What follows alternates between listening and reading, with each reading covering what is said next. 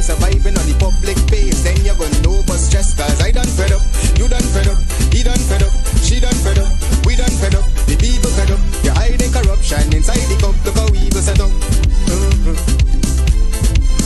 The people fed up. They don't drive no fear with the citizen. They may want the people speak out.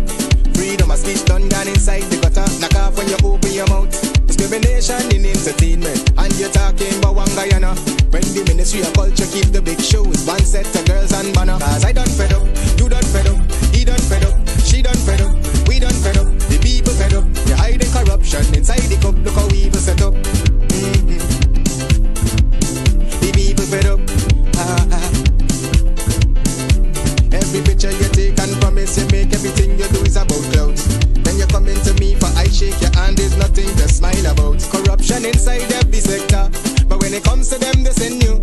Try investigate efficiency, right? Go talk to Barretons too, cause I done fed up, you done fed up, he done fed up, she done fed up, we done fed up, the people fed up. You're hiding corruption inside the cup, look how evil set up. I thought you come and telling you support picture to support me in the next election. No, em. I thought you come and telling you support picture to support me in the next election.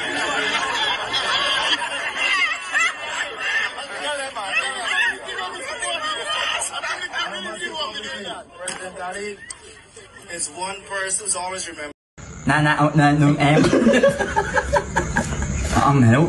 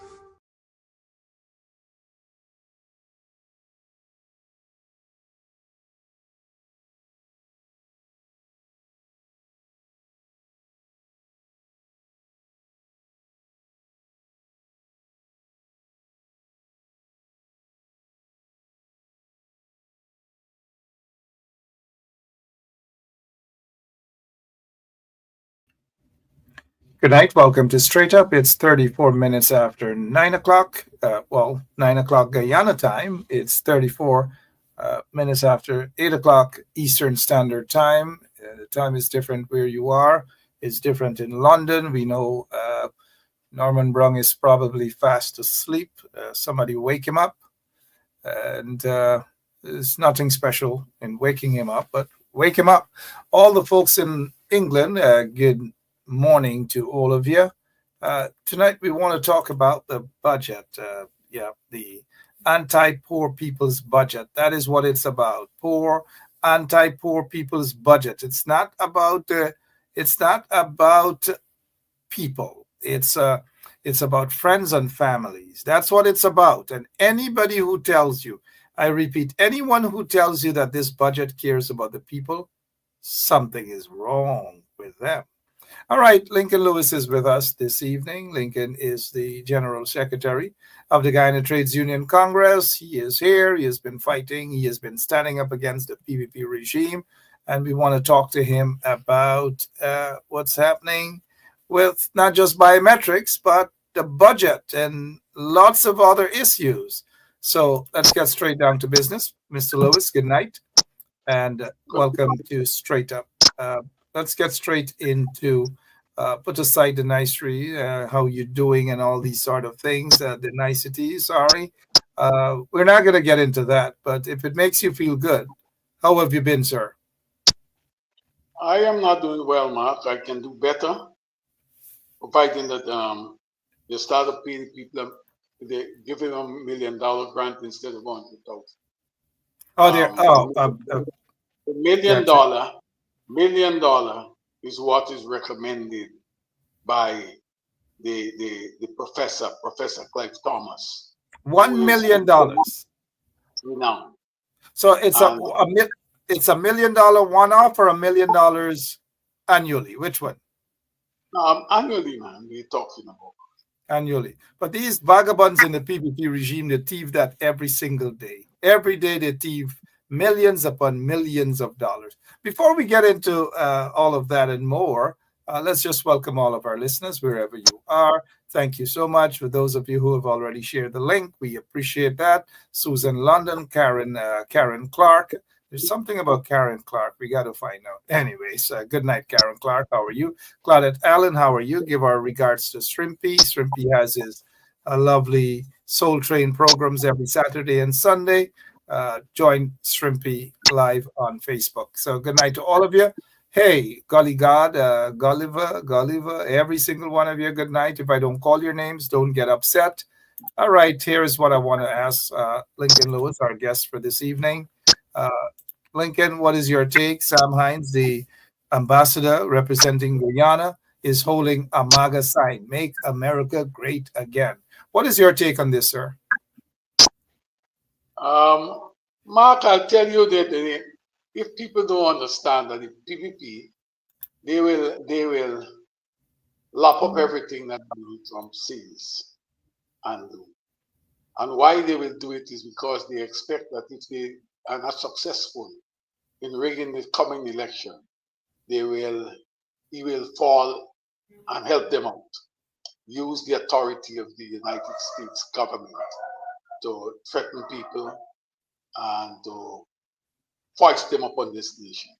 So Sam is like that, you know.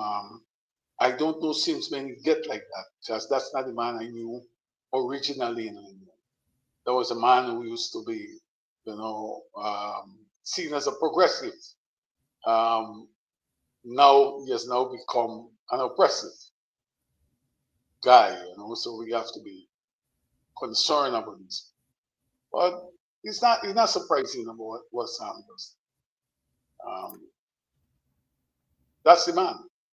Certainly not surprising, not surprising at all. He's been this way for a while. You probably knew him when he walked from Myconi all the way to Linden, and the people of Linden rescued him, and they were able to make Sam Hinds eat again.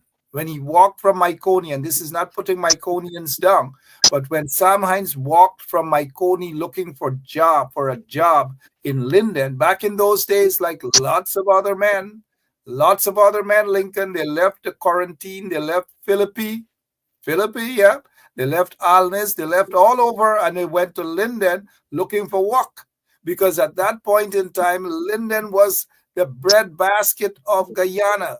And Linden was able to carry the entire country, the bauxite industry, carry the entire country because Chetty Jagan and the PPP and those guys were burning the cane fields. They were sabotaging the country. And so these are the same people who love to say Burnham starved them. But that is not true. It's the bauxite industry that mined them. And Sam Hinds is a recipient of that good hospitality from the people of Linden. He went to Linden with one side slippers, and today he is known as ungrateful to the people of Linden, ungrateful to the people of Guyana. And it's so sad that here he is, probably half sleeping, with a sign that says, Make America Great Again. Sam Hinds, what a loser. Anyway, this is not about Sam Hinds, but when you drive around Georgetown and you run into this sign in Guyana, what comes to your mind, Conrad Lewis?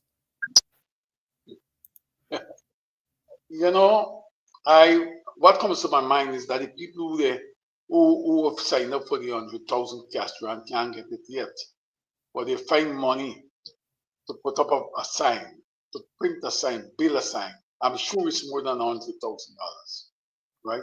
I'm sure about that. I'm sure that the printing of it is $200,000,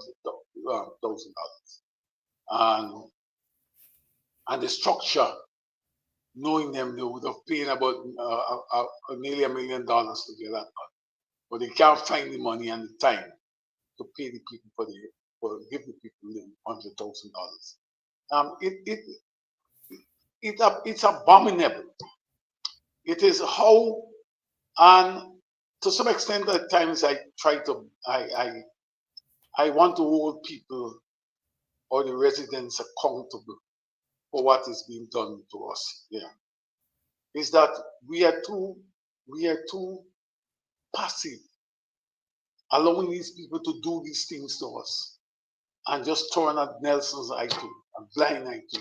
Can't live like this. What this is about? Pandering to Donald Trump. That's all I can see. And that pandering is to see how Trump and the United States will do things to perpetuate them, to have them continue in office until such time that people rise up and move them out. That's where we are. That's how they treated us. What certainly, what a shame, and disgrace indeed that this is what PPP, the corrupt PPP, is all about.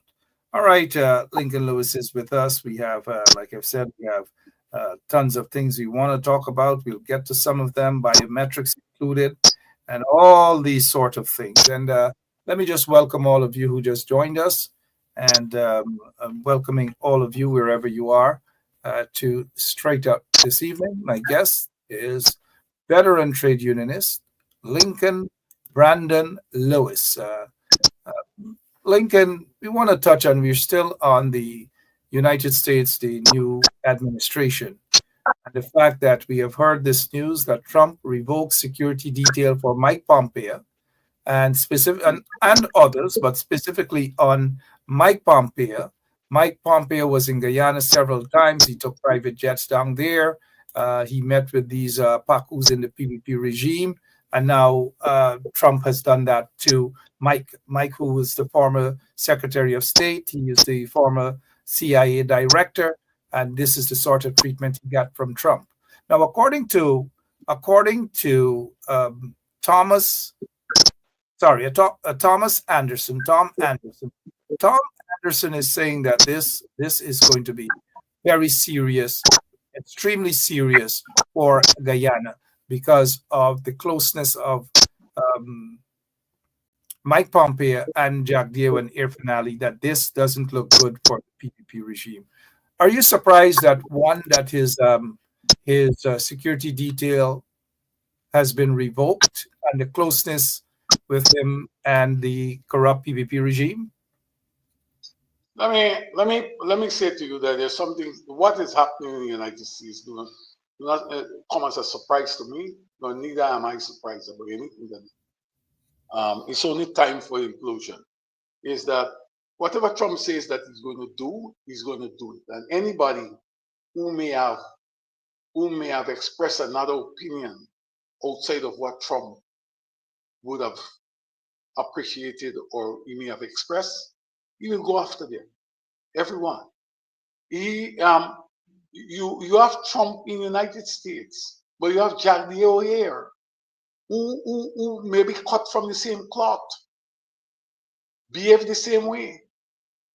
If somebody express another opinion beside his, he goes after them. And so all these things, when they hit heads together, they are going to implode at some point. So this government that believes that they are going they will consider themselves the Trump lapdogs. It's only time. The moment that they do something that they don't like, it's going to treat with them. It will not be surprising to hear that they say they make an announcement next couple of years or so forth that Guyana is now a state of United States, provided that Trump continued being the president. This is a time, Mark, when the oligarchs are taking control We have taken control in the United States. Apart from that, the people with the money in Guyana believe that Guyana is their property and the people are the subjects. The faster we come to terms to understanding these things, it will be better for us. Well said. The faster we come to term with that, but you have a corrupt bunch of folks in the PPP regime who are ruining Guyana. They're not running Guyana; they're ruining Guyana, and so it's just a matter of time with those corrupt individuals. Uh, Lincoln, we have a serious problem with GCOM. GCOM chair, Claudette Singh, has refused. She has said bluntly, without any plausible reason, that there will be no biometrics at all. And mind you, not so long ago, Bharat Jagdeo, the butcher from Unity, said that biometrics is the way forward. Now he's anti-biometrics. Claudette Singh bought into that, and of course, people are of the view that Claudette Singh can only sing the tune of the PPP regime. What is so wrong with GCOM announcing now that there will be no biometrics, sir? Let me just say to you that I've listened to the explanation. I listened to Mr.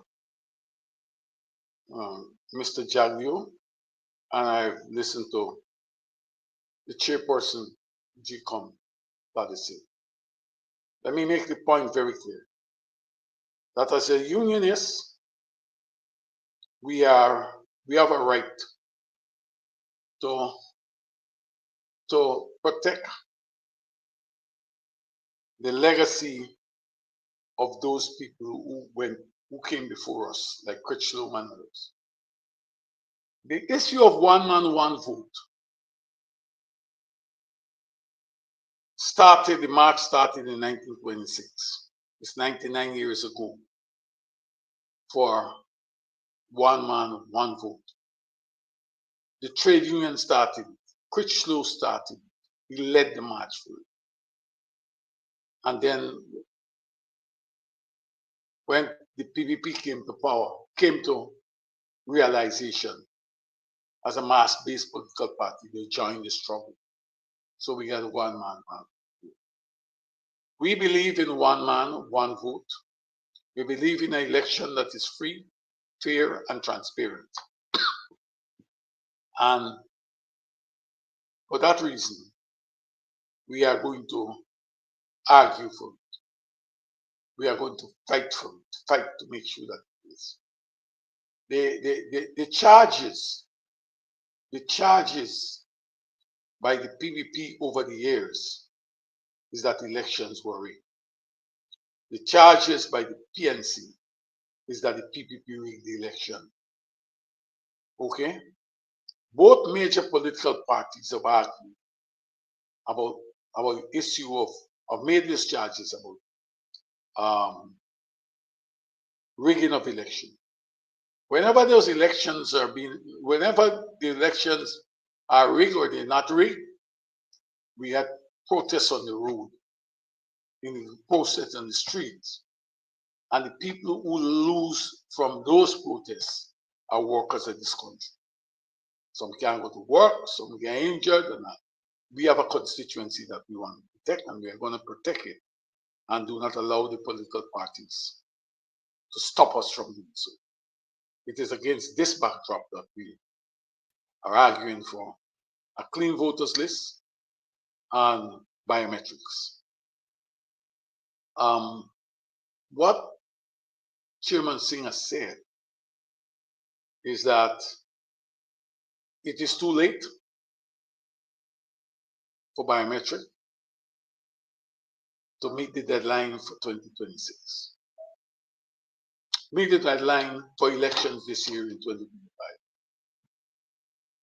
Let me tell you that our position is one which is that there's nothing that is too late to deliver free, fair, and transparent elections. The PPP in the 90s, 80s and 90s made charges against the PNC that they rigged the election. They went and they lobbied all over the world and Jimmy Carter came here, and then they came up with a model of how we are going to have a commission. The current structure of the election commission came out of those dialogue, and they did registration, and apart from get new voters list and all these type of things for the elections. The elections were put back 2 years. Let me tell you this. We are not setting a deadline for elections. And Claudia Singh, who is the chairman, and our commissioners can bully us to let us accept their deadline. Unless they can, what they need to do is to make it right. In 1990, the elections were put back for 2 years. And we had it in 1990. We want free, fair, and transparent elections. If in 1990, 92, you did it, and the PPP walk around the world and say, you have had democracy, 1992, 5th of October, we get democracy. We want democracy now. We want that democracy being deepened at this juncture. And it is for that reason we are asking that we look at a new voters list and biometrics for the next election. I mean, there has been an aggressive approach by the opposition since 2020 for biometrics, for a clean voters list, and so forth. There are a few people who just go out once per week, and thanks to people like Rhonda Lane, we give Rhonda Lane, who has been consistent, and we give her credit for that. It's people like Rhonda Lane, I repeat. I wish the people out there were many in their numbers. And so the opposition from 2020, they have been calling for a clean voters list. They have been calling for biometrics. So this is nothing new. It's not something that started last week or a year ago or 2 years ago. It started 4 years ago. So is it fair for Claudette Singh to now jump up out of wherever she has been to say that we don't have sufficient time or whatever for biometrics? You see this as a trick on the part of Claudette Singh and GCOM? Let me say to you, Mark, the issue of the voters list was in the 2011 elections, in the 2015 elections. The observers, all the observer missions, even the 2020 election, in all of the reports, they spoke about this bloated list, electoral list. All of them spoke about it.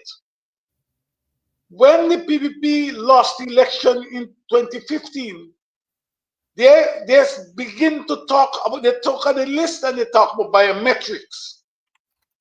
When they won in 2020, they stopped talking about the list. Quite recently, Mr. Jack Newby, sometime last year, that he's not opposed to biometrics, but we must have, but hope we don't stop the elections, delay the elections, or anything like that.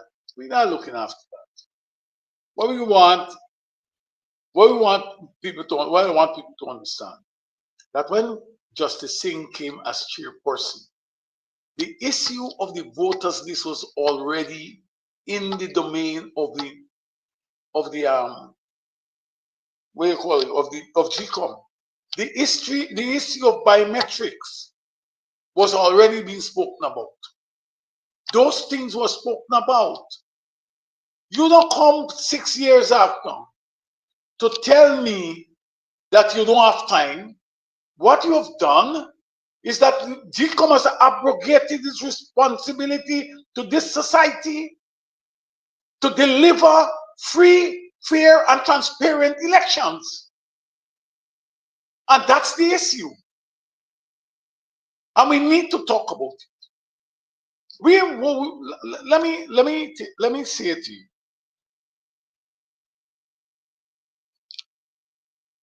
Justice Singh need to understand that she works with the people of this country.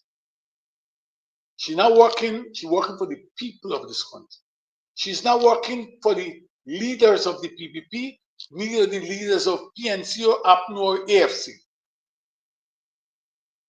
There may be participants in the elections, but she has to satisfy the desires of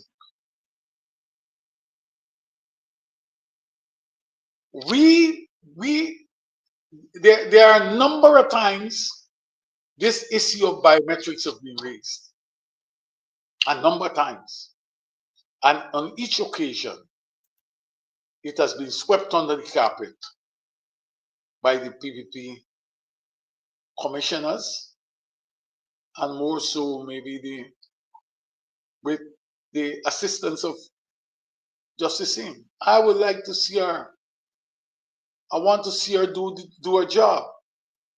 Our job is not to satisfy the political party. Our job is to deliver free, fair, transparent elections. That's what she's there for. And the failure to lead the commission into the direction of addressing the issue of the bloated list and biometrics is indicative that she has not delivered, and she needs to step back and look at what ought to be done. Is she listening to anyone other than the PPP, though? Is she listening? I don't know if she is listening, but I'll tell you something.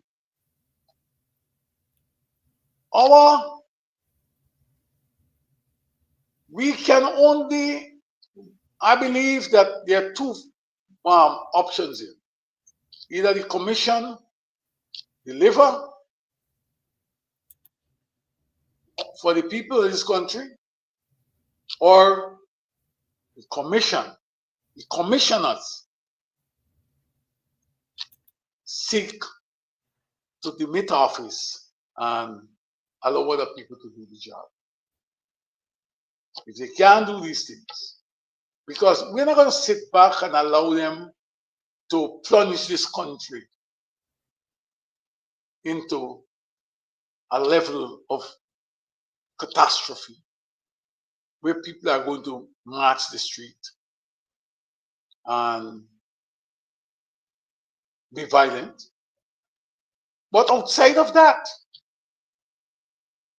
the political parties that are that indicated their desires, that they are going to participate in the upcoming elections, need to take stock. If they so believe in a free, fair, and transparent election, they need to demand and consistently demand that the issues of biometric and a clean voters list be arrived at before they participate in any elections. To do so is to send a signal that they are not to participate, is to send a signal that they don't care about winning an election, or they don't care about free, fair, and transparent election, but they just care about entering, whosoever it may be, entering the National Assembly and to receive what are the benefits of doing so.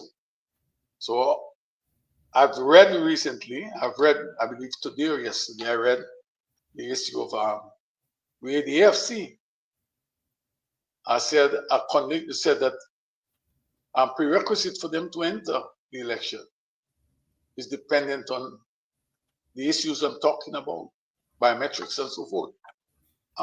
That's a very good position. I like to hear that the other political parties join the chorus, take the position.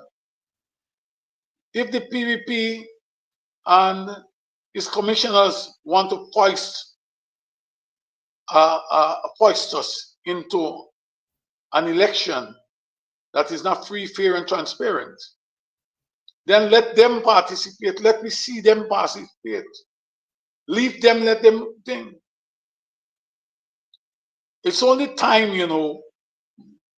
Mark, for people to react. That's what we see. It's only time before the people react, indeed. You can't blame the people when they react, because enough is enough. This is pretty obvious what Claudette Singh has done. This is pretty obvious what Claudette Singh is doing. She only cares about herself. And the PPP has hijacked not only Claudette Singh, because she doesn't seem to have a mind of her own. Every single time she votes, it's always in favor of the PPPC. Now, what they may do is take it all the way down to the end of the year and then try to buy time and say, well, look, we are now reconsidering the biometrics, the approach to biometrics. And therefore, they have called on Claudette Singh, the GCOM chair, providing she's still the GCOM chair by the end of this year, to start to look into the possibility of biometrics in order to buy an extra 6 months, in order to buy an extra year or an extra 2 year. How dangerous do you think that trick on the part of the PPP is for Guyana? Because people want them out immediately. Let me tell you, Mark, for us in the trade union, it's not about wanting them out immediately. For us, it's about having free, fair, and transparent elections. Let me say to you, to implement the cash grant, while it has been somewhat chaotic, these people were able to put system in place to register every citizen over the age of 80. If they have been able to do that, then I don't see a reason why they can't do biometrics. I don't see a reason why they can't address the issue of a clean voters list. These things can be done, but they don't want it to be done. And that's the problem. I understand what the point you're making about running down to the end of the year and what is it. That's not the issue. I don't see it as a big issue. I see it as what I see is important is that we get biometrics and we get a clean voters list. We can start now, we can start next week, we can start the other one. The PVP, while in government or a political party, all of them can be involved in the gamesmanship. But at the end of time, what they need to conform with is to make sure that things are done. If they are done in a transparent manner, and at the end of it, we can embrace what the results are. Quite a Herculean task, especially with corrupt individuals in office, corrupt people like Barra Jagdeo and those other goons in the PVP regime. Biometrics is the way forward. They just don't want it. But Jagdeo has a history of turning around, of flip-flopping politically and maybe not so politically. But he supported the idea of biometrics when he was in the opposition. He thought biometrics was the biggest thing, was a way forward. And now they have been installed into office. Biometrics is no longer worth any sort of discussion. That is the man Barrett or the individual Barrett Jack Dale. All about corruption, all about control. Biometrics is the way forward, but the reason why they don't want biometrics, it's simply this: corruption. The PPP is planning to rig the elections again. However, I hope foreign partners can, and this is where the opposition comes in. The main opposition, the PNCR and maybe AFC, maybe, who knows, can rally and go after international donors and the folks internationally and campaign heavily for biometrics to be used. We need biometrics. 12 people out in front of GCOM is not going to do the trick. Some of them in the opposition are praising, oh, we have protests once per week, once per week. The same people who are talking about protests once per week don't believe in protest, right?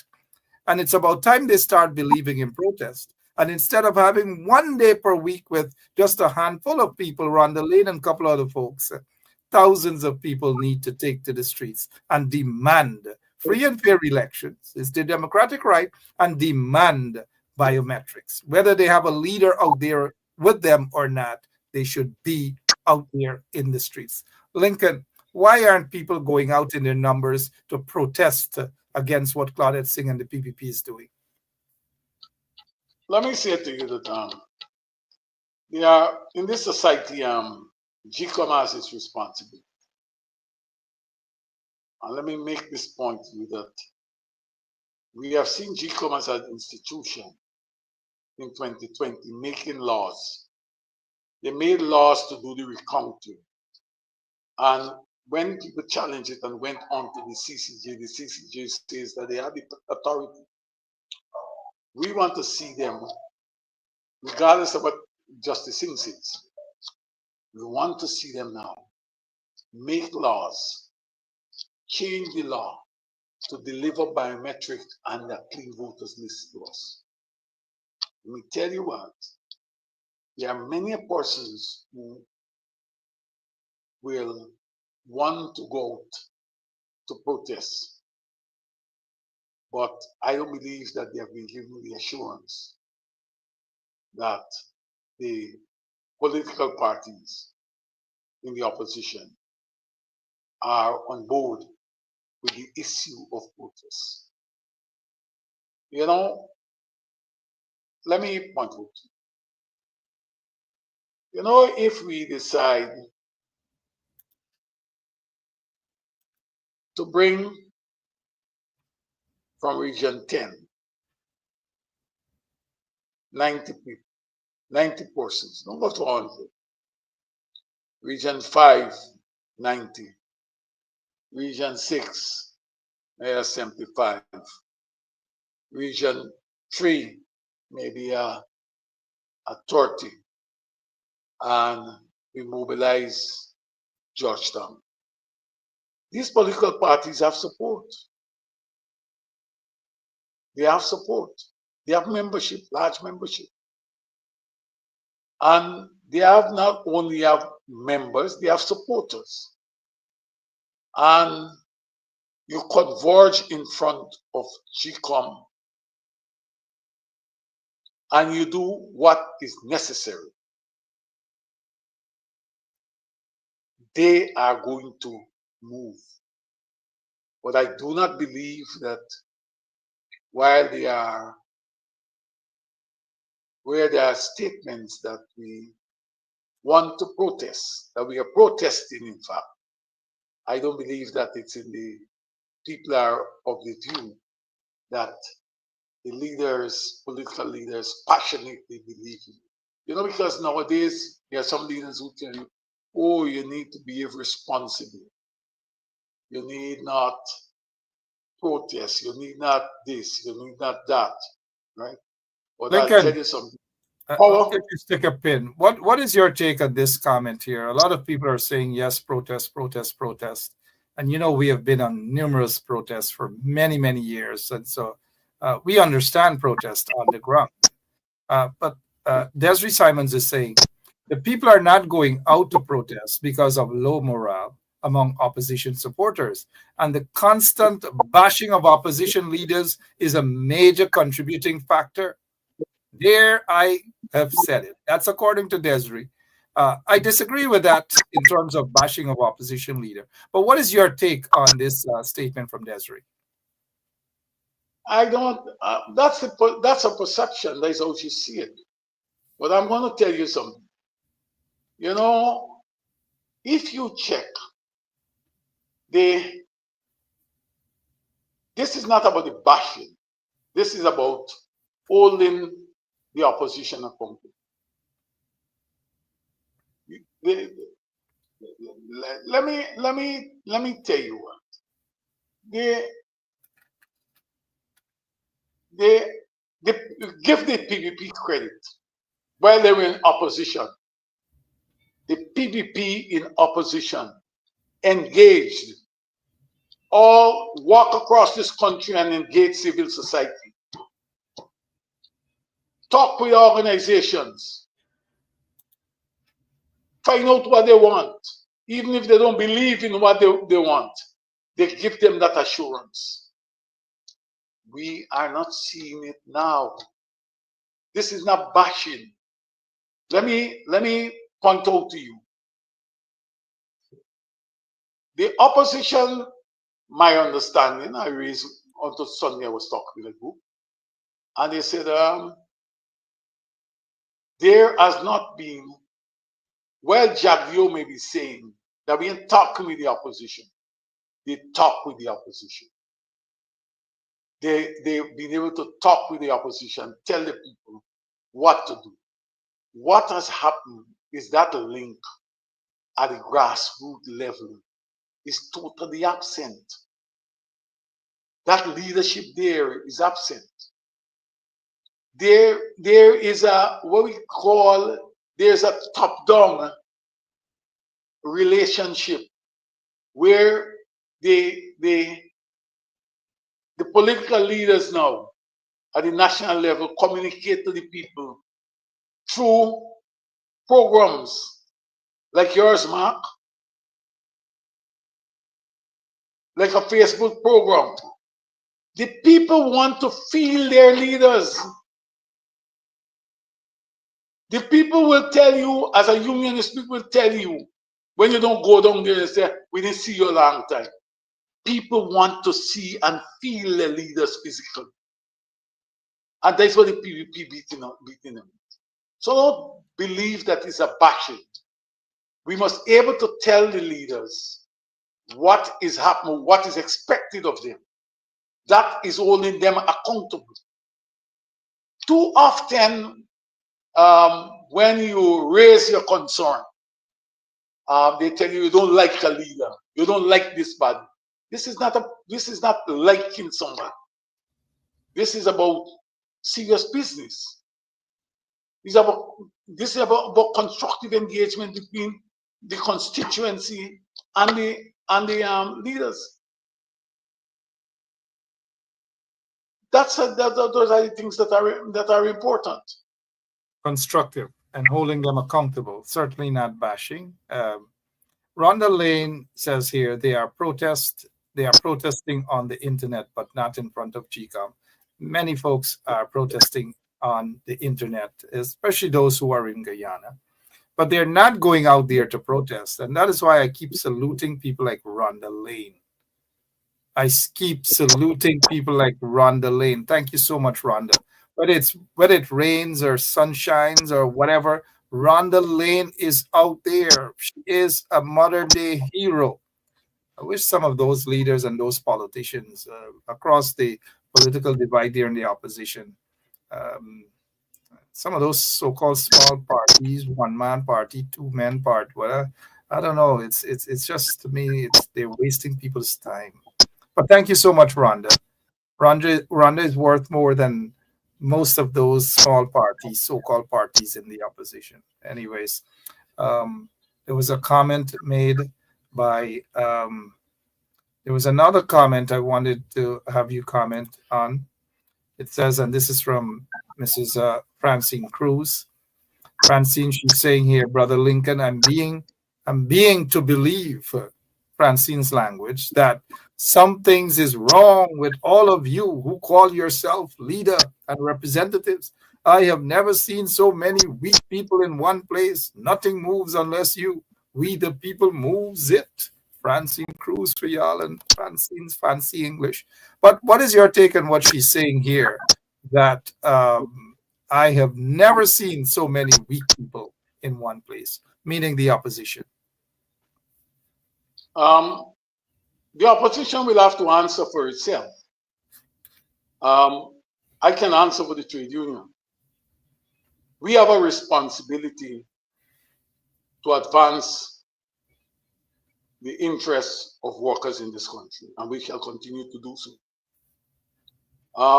When you talk of the opposition, I hope you're not dumping us from the trade union as a part of the opposition, because we equally hold the APNU government accountable the same way we hold this one, right?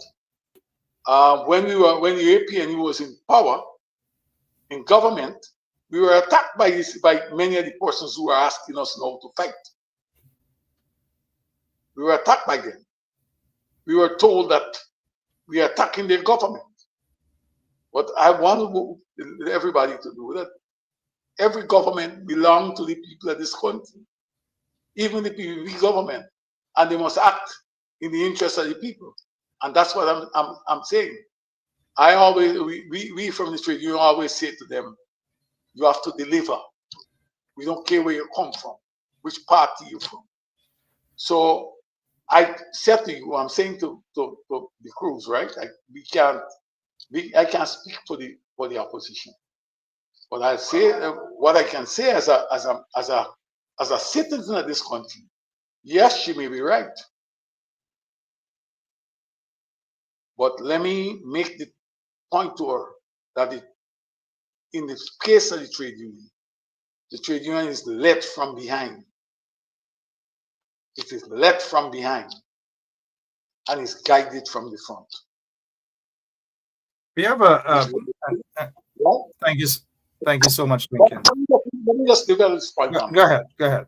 Yeah. In the case of the political party, you cannot be clean, believing or saying to people that I am clean, and get things done with a government executive. Can't. Brenda Casey is saying here, the opposition includes you, Lincoln Brandon Lewis. The opposition includes you. That's according to Brenda Casey. Well, Brenda may not understand how the trade union work, and she may not understand the philosophical position. If she, yes, when she says opposition, yes, we oppose intransigence in the society, but we don't go in parliament. We don't make laws. And that's what people need to understand. The opposition is the people who are in the National Assembly making the laws, and who are members, who are members of the political parties that put those people in the National Assembly. People are calling for protests. The leaders don't want protests. They're dilly-dallying. They seem to be afraid. These are not the days, Lincoln, when protest was the norm, so to speak, with a few folks. So you remember those days. Why are these leaders today so afraid of protest and not encouraging people? Let me make a point to you, Mark.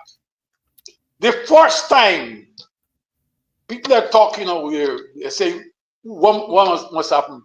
The first time the office of the president was ever protested was when I called you, Mark, Norris Witter, and Frederick Jesus, and we said, and we talked, and you said, we're going to the office of the president. That was sacred ground. And that was in 2009. Okay? It was sacred ground. It was a ground, it was a time when what you call it, the anti-terrorism act was being promulgated, and politicians were saying that you can't protest any longer. And we said we're not going to we're going to show them that we're going to protest, and we're going to start it at the office of the president. Some people have come to tell me now about protesting. I know about it. I know where to start, and I know things. I'm saying to you that hold your leaders accountable. Don't come to hold we accountable. Good. All right. I don't know. Long gone are those days. Long gone are those days. People seem to be afraid to protest. Leaders are discouraging people. I don't know what's happening. I honestly don't know what's happening in that country. But people ought. Then again, you get the leaders of these days different from leaders of before. Lincoln, we need to get over to the budget. Before we go to the budget, you did mention we're getting kind of like a slight echo, but that's okay. So before we get over to the budget, let me just, you mentioned the protest in front of the office of the president. This was when they had the terrorism bill or whatever it is, and Jack Dew and those goons were scaring people from going out there. This is the very day that you're talking about the protest. You're not in that photograph, at least not in this one. And this is when we were in front of the office of the president protesting. People need to go out more in numbers, not just Rhonda Lane and a few others. But we need to go out. I recall in front of the police headquarters, I think it was four of us. I think brave magistrate, chief magistrate, before she was kicked off the bench by the corrupt PPP regime. Juliet Holder Allen also had joined us there in front of the police headquarters. But this was in front of the office of the president. In front of the police headquarters, we were arrested and spent about 3 nights in a filthy cell at Brigham lockups, all for protesting. We came out and we went right back into the streets protesting. People need to see that sort of bravery today, and not just by civil society and not just by activists and so forth. We need to see that bravery by those who are leaders in the opposition. Unfortunately, we're not seeing it. Again, I say, unfortunately, we are not seeing it. People are being discouraged to protest and all sort of flimsy excuses why people should not protest. Lincoln, let's move to the budget. What is your take on the budget? Our executive producer says that it's an anti-poor people's budget. Your take, please, sir.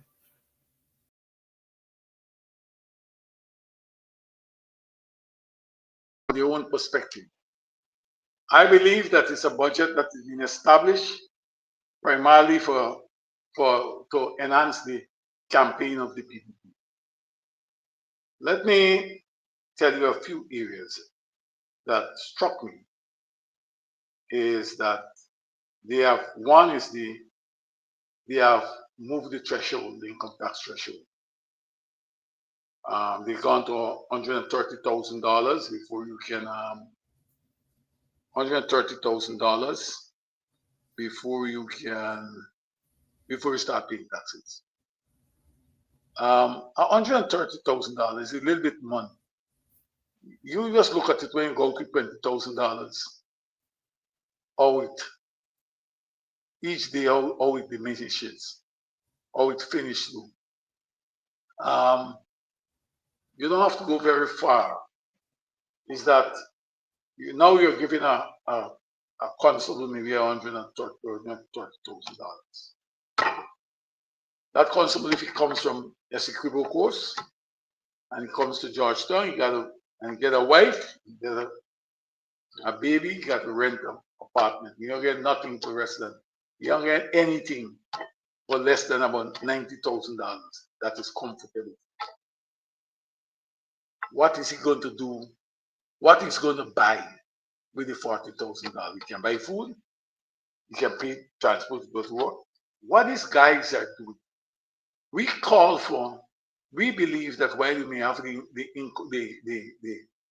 we believe that there must be a sizable increase that a person can live on, a person who's employed can live on based on what is happening in the society. And more so, we believe when it comes to that, the PAYE that they have now said they have reached the threshold, let me tell you what. We want it, we believe they have not gone far enough. It must be removed totally. It must be removed totally because the monies that you're getting from PAYE, you are giving more concessions to foreign companies than what you are collecting from the Guyanese people as PNP.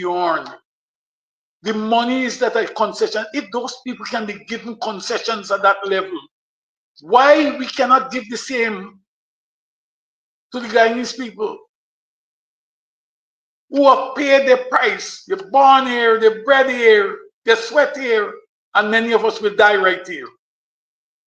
But people coming from foreign companies, they come in foreign countries, they come and they do business, and you give them these concessions.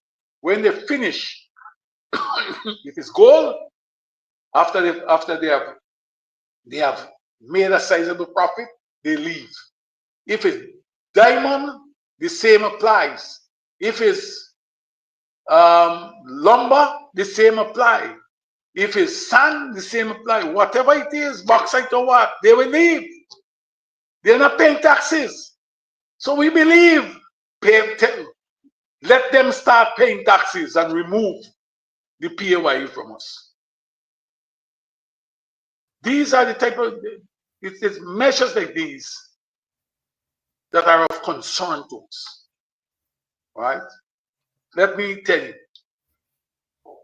the issue of health. The issue of health. We have what we call, we are talking about building hospitals and so forth, but we're not talking about how we are going to build the capacity of the Guyanese people to man those hospitals. What they are already doing is looking at how they are going to go to Sri Lanka. They will go to India. They will go to Cuba. They will go to Vietnam, and if possible now, they are waiting to see if Trump will deport some Guyanese to put them at the hospitals. We deserve better than that. As a people, we deserve better than that. We expect them to treat us better. We want a health program. Last budget,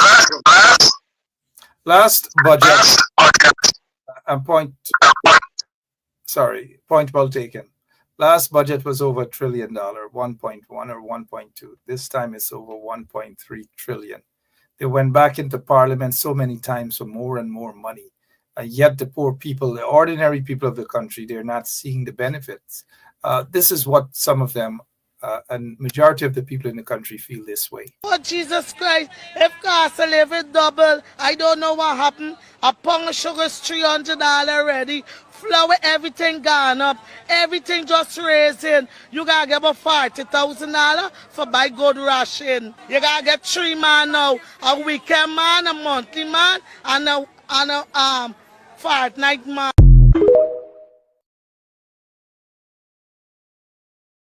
Throughout the country, that's how people are feeling. Throughout the country. Let me tell you, those 10-day workers, let us look at them, those 10-day workers. What are we doing? We have subject, no work is demeaning, but we have subjected those people to a life where they will, where their skills cannot be improved or will not be improved, where their dreams will not materialize. We thought that in a budget like this, there would have been a focus on those 10-day workers. Let me give you an example of something. We, from the trade union, have been doing some research with the assistance of our comrades from overseas. And we have picked up that there are persons who come from Pakistan and Sri Lanka and those places who are laborers, who are laborers, are coming into this country to work on government projects. Laborers and drivers. And they are paid $1,500 US a month. But our people can't get in, can't get a job of that nature. And they are paying $60,000 to work 10 days a month. You know, these are concerns.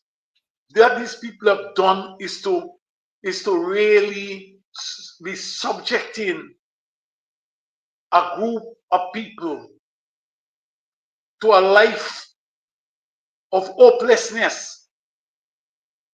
We thought there would have been a program to train some of these people to be assimilated into other areas. But they prefer to bring people in who they expect will vote for them, pay them at a certain rate,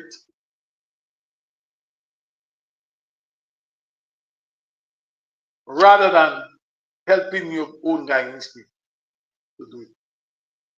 These are concerns and we need to definitely address. The budget has not addressed issues of that nature. That 10-day work month, 10-day per work month has to come to an end. We have to seek to assimilate these people into more productive employment.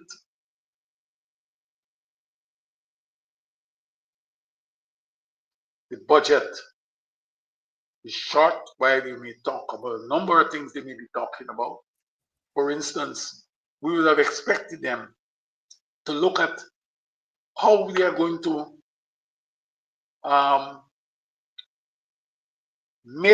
not only make the NIS more viable, but how you can deal with all the baggage, the debts. We thought they would have been putting some money in the NIS, where we can now activate the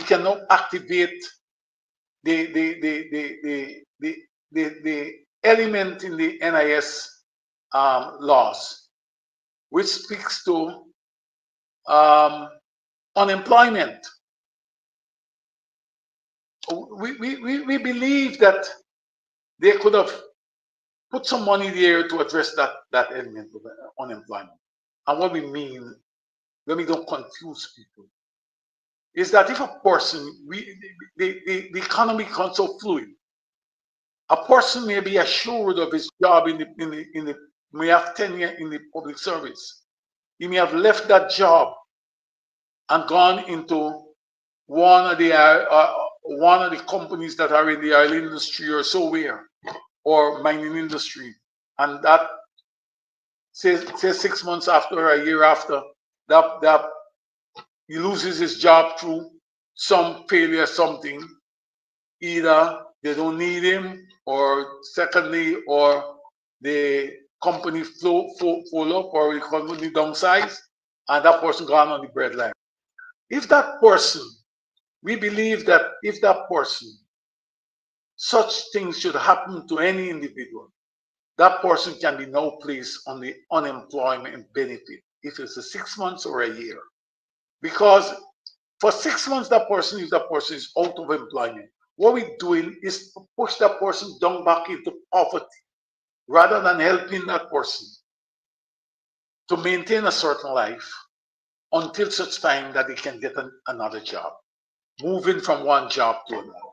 Or in the same NIS situation, is that you put money there that you could have improved on the benefits that are being paid by the national insurance. This money belongs to the people of this country. It don't belong to the president and the vice president and the prime minister. And they need to look at things differently. On Those that are some note, smart in the NIS in the budgetary allocations.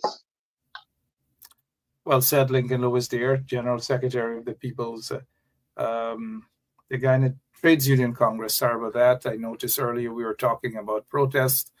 Some bumps have been raised. Now we're talking about a budget, but Sean Anthony Ben, you can tell when his bumps is raised, he comes up, he said, where has the strength of the unions dissipated to? What? But then there was another one says, KGM popped out of God in heaven knows where. Said, can Mr. Lincoln Lewis explain why the TUC plays such a weak role in the teachers' strike? But stick a pin there, Lincoln. I know you're eager to respond. But let us get accountant Wayne Caesar's position on the budget, because he will be dealing with this tomorrow at length on his program. Over to you. But Wayne, briefly, your take on the budget, please, sir. Good night and welcome. Yeah, good evening. Good evening, Mark. Good evening, Comrade Lewis, and good evening to all the straight up listeners and viewers. Yeah, Mark, my take on the budget again, like I would have said, this budget is a very, very unfriendly budget for a budget that is what? $1.382 trillion, right? If we can just pivot back, to 2000 when the coalition would have had their first budget presentation, that budget was $221 million. Okay, if you take that budget, okay, of the coalition in 2020, it would just be about 15.9% of this current budget. So this budget is 84% larger than the budget that the coalition had in 2020. So this is interesting for us to be the fastest growing economy, okay, to have a budget of this magnitude, and you would not have seen a change in the quality of life for the normal Guyanese. Okay, this budget that we're looking at, 2025 budget, allocated towards infrastructure, it's about 53% of the budget is allocated towards infrastructure only. Okay, which is equating to about $732.5 billion being put into infrastructure. All right. And in this budget, we didn't create any fiscal space, okay, to have a cash distribution for the Guyanese people. Look, what I was expecting for this budget to do is to tackle cost of living. When we look at it from a people's perspective, tackle cost of living and inflation. And Comrade Lewis, you would have mentioned a few things. You would have spoken with regards to jobs. When you're going to tackle something like cost of living and inflation and these type of things, you need to have proper job creation. Okay? You need to have proper job creation. You need to have food security. That means that your budget needs to be focused also on the farming industry, where you're trying to create food security in your own country. You cannot be dependent on other nations for food when Guyana is so rich, you know, the soil of Guyana is so rich and you can grow your own food. Let me pivot it over. Let me just address poverty in general, because that is what I expected the budget would have addressed, seeing that this is an election year. So food security, education, well, they just come out with free university at free education at the University of Guyana. This is too late. This is too late for this to be, you know, applicable to this budget. It just started this month. So let's take that and pull it to the side. Okay. But food security and job creation, yes, you're seeing in the budget that large being allocated towards education, but you cannot worry with the general allocation of the budget. You need to get deeper into that budget and look at the line items. You need to look at the ledger items to see where the money is actually going. Okay, because sometimes monies are allocated for education and all these important things, but it ends up going somewhere else, right? Monies are allocated for health. And where does it end up going when you look at the line item? It is going to private hospitals. So, look, the opposition has a lot of work to do here. Okay? They're the ones who are going to parliament, rightly said by Comrade Lewis. They are the ones that are going and represent the people in parliament. So if we are all backing them, they're the ones who have to go into parliament and make that impact. And we're not seeing that. Okay? That's why I am of the belief that there should be on widespread protests. There's nothing that's happening here, Mr. Benchcop, for the people of Guyana. And I would have said this on an earlier program. The price of oil can dip tremendously over the next few years. You know what that means? Less revenue coming into the country. So while everybody from an exterior perspective is not hitting the people of Guyana, it may never hit the people of Guyana if we don't look out. All right. Thank you so much there, Wayne Caesar. Wayne Caesar will be dealing with a lot more of that as we look at the time. I see there's some big busing out in the audience. Let me just... Comrade Lewis, this budget is not a good budget. Yeah. One second, please, sir. Let me just say to, as we prepare to wind down, thank you so much, Wayne Caesar, for your time. I know tomorrow you will be dealing with this at length in your program. Over to you. And let me just say to some of you guys in the audience, be respectful to each other. Francine Cruz, you are being warned. Tonight, you are being warned. Please, let's agree to disagree. There will be no cuss down on this program. So thank you so much, Mrs. Francine Cruz. Mr. Lincoln Lewis, closing remarks. In your closing remarks, some folks ask what the Guyana Trades Union is doing, and that you guys never did anything as it pertains to the teachers' strike. You can incorporate that in your closing remarks as brief as possible, sir. Go ahead. Let me say to you that I'm glad that they raised this issue, because I believe that they don't understand it. A lot of people don't understand the role of the Guyana Trade Union Congress. Guyana Trade Union Congress don't have a recognition agreement with the Ministry of Labor, with the Ministry of Education, so we can call a strike. The 1963 80-day strike was called, you know what it was called? It was called because it was a macro, it was a law that was being taken to the National Assembly at the time, that the Trade Union Congress, all its affiliates, call out their members on. The issue is that the TUC per se, the members of the TUC are the unions, and not the workers who are inside there who are members of those unions. We can't go to Guyana stores or go to the Ministry of Finance or anyway and call out workers. We can call a strike. We can call a strike if we are going to address a macro issue. Well, let me say to you that if there is an issue out there that borders on universal principles, we speak on it. If we are going to act, we can go to the court.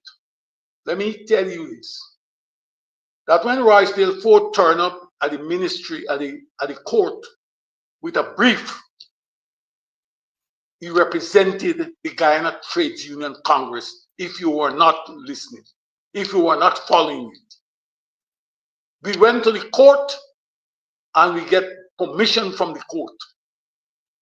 While the government opposed us joining the case, the judge listened to us, to the TUC presentation that was made by Ford, and enjoined the TUC to the matter. So to say that we didn't do anything, that's what we could have done, and we did it. I believe that the time has come where people need to stop not talking off the top of your heads, but to understand what it's all about, how things are being conducted, and how things are to be conducted. The strength of the trade union, of the Guyana Trade Union Congress, comes from the affiliates. And the strength of the union, the individual unions, come from the members. That's where it comes from. And let me make this point to you, that if you don't know it, the trade union is success in its endeavors are always better when it has a political ally. When it has a political ally. I always remind people that both Corbyn and Hoyt, as leaders, they always come around to find out what is going on. We are going to the National Assembly. This is the matter. We want to have Labour's opinion on it. It takes we along. Right? Nobody don't ask us our opinion now. The government don't ask you, and the opposition don't ask us. So don't defend and want to curse you out. Let us seek to correct where the deficiency lies.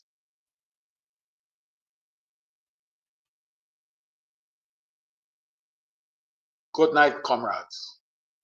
Thank you so much. Yeah, appreciate it, Lincoln. Appreciate it, Mr. Caesar. Mr. Caesar is going to be on his program tomorrow. And good night, everybody. And this is quite interesting. A member of the opposition saying that they support progress, peace, prosperity, and commitment. PBP seems to be very happy about this, and lots of supporters in the opposition are saying the obvious. We'll touch on that some other time. And let me just repeat. They are saying the obvious, and maybe rightly so. Wayne, briefly, your closing remarks, sir. Very brief. I think your microphone is muted, sir.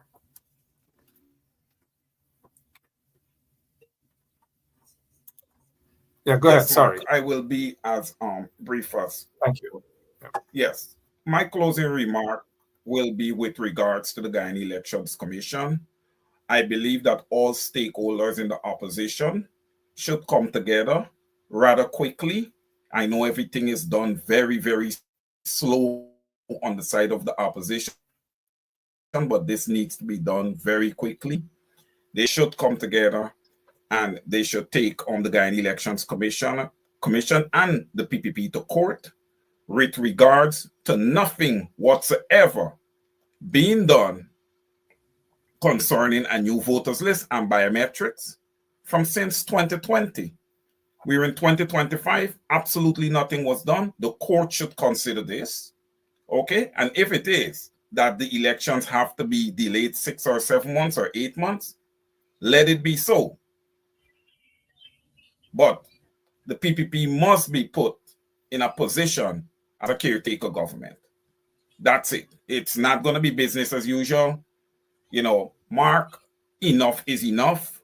The posture of the entire opposition needs to change, and it needs to change now. I think a lot of these leaders in the opposition, they're letting their egos get the better of them, okay? We have to become egoless. We have to understand it is one team, okay? And if we operate together as one team, the victory is ours. Thank you so much for having me, sir. Now over to you. Thank you. Appreciate it. Wayne Caesar there for you guys. He'll be on tomorrow on his program. Over to you, 7 p.m. tomorrow evening. All right. Lots of things we want to say. Country is bleeding. The country is being destroyed by the corrupt PPP regime. Nothing is in that budget. Absolutely nothing at all. And many folks are rightly so disappointed in this. You cannot support a budget that is handled by a bunch of corrupt individuals in the PPP regime. Last year, they came out with the largest budget in the history of Guyana, and nothing was for the people. Cost of living went sky high. It continues to go up. And then they went back into Parliament several times and asked for more money, hundreds of millions of dollars. They're going to go back again this year for hundreds of millions of dollars. What exactly are they doing with the money? It's got to be someone who, I don't want to say a nutcase or whatever, that will praise such a budget. There's nothing in there for the small man. Everything is in there for the fat cats. And again, God knows who are the mindset of individuals who would support such a budget. A budget that is anti-poor. A budget that when the billions of dollars get into the hands of those corrupt ministers, corrupt individuals in the PPP regime, there is nothing for the ordinary people. And these MPs have to stop walking in Parliament, trying to cook sugar cake to make themselves look good, in order to make themselves appear as though they're trying to be balanced in a very sneaky way. People are smart enough. People are not dummy. They know exactly what is going on. I don't know. Can't talk to the opposition these days. Can't talk to the leadership of the opposition. They know it all. They know economics. They know law. They know union work. They know it all. And when someone knows it all, it's a problem. And not just a small problem. It's a huge problem. It's a big, big problem that sometimes cannot be fixed. I'm out of here. Have a great weekend, guys. I'll see you guys over on Wayne's show. Well, I wouldn't be on, but Wayne is going to be on, but I'll be watching. God bless you all. And God bless that beautiful country. Those of you over in the U.S., stay safe in every way. We see raids all over the place. Folks need to stay safe. Protect yourselves. God bless you all. So long. Yeah, my name is Jacinti Caldata Francis Vietnam, and since 1965 I become a voter, and I always place my X next to the cup. And what they are doing today, I can't take it. So I have no more vote to give to PPP anymore. I'm not going to vote anymore no more. If they have to lose by one vote, they're losing it by data. Oh, Jesus Christ, if cost of living double, I don't know what happened. A pound of sugar is $300 already. flour, everything gone up. Everything just raising. You gotta get about $40,000 for buy good ration. You gotta get 3 man now. A weekend man, a monthly man, and a fortnight man. I can't take it no more. I can't take it no more. Can't take it no more. Imagine 18 hours of blackout and you're telling people progress. Cost of living gone up 100%, yet you give public servant less. Mr. President, listen to the people. Search your soul and you will confess. I want you try surviving on the public